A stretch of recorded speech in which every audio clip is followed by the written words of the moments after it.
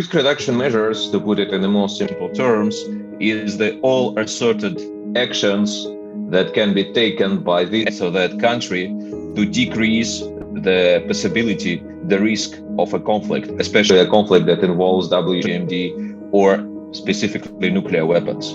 The biggest takeaway from the whole history of risk reduction measures and the Cold War period especially is that countries always are prone to misperception and to mirror imaging.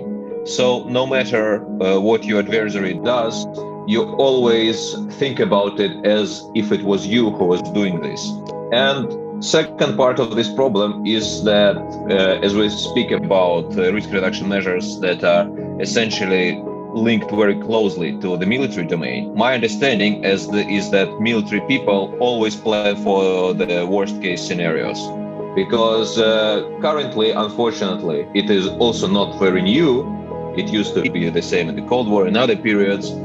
Whatever this or that country does, other countries always think about it as something bad, while whatever your country does, you always try to portray it as something good, stabilizing, and things like that. So I think the biggest takeaway is that you always have to think twice about how you perceive actions by others and how your own actions are perceived by those other actors. The risks are going up in the Asia Pacific, but again, it is not because some evil plan by this or that country. It is simply because the thing called a security dilemma. So whenever you invest in this or that military capability, you always think that it will increase your security. But at the same time, your neighbors most likely to perceive this capability as something that actually decreases their security.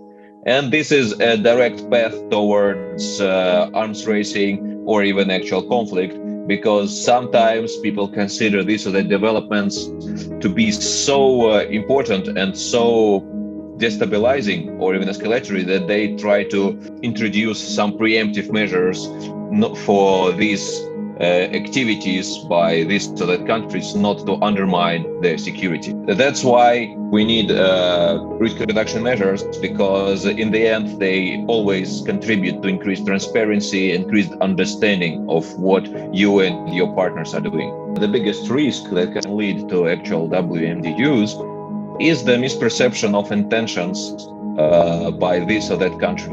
Thus, the most important thing is to establish working lines of communication between the capitals, between the militaries of the region, and also to establish, and probably it is like a next step, but to establish very precise rules of engagement, rules of the road. The basic risk reduction measure is first to establish lines of communication, second, agree on steps that both countries involved in this incident or accident should take to avoid miscalculation, to avoid misperception.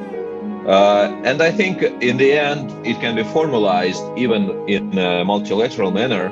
So there will be an understanding, basically an understanding not only on the high level officials, but also for the officers and commanders in the field, what are their steps if they see an incident to avoid miscalculation, both by their leadership, but also by the leadership of their possible adversaries. Great nuclear powers already have taken some steps which show that if now the second or third tier nuclear powers or even non-nuclear powers with sophisticated weapons which are engaged in deterrence equations, if they offer something, it can be very much welcomed by everyone in the region.